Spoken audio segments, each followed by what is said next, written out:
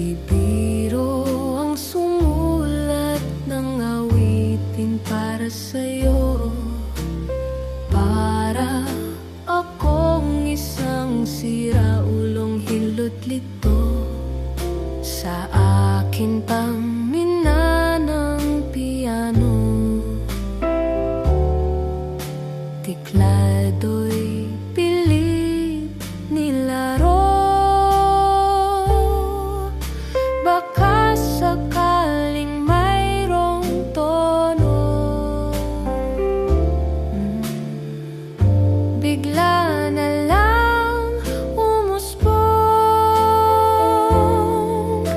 Tungkol saan naman kayang awitin para sa'yo? Di biro ang gawing sukat ang titik sa tono. 10 man aking diksyonaryo, kung ang tugma'y di wasto, basta't isiping di magbabago.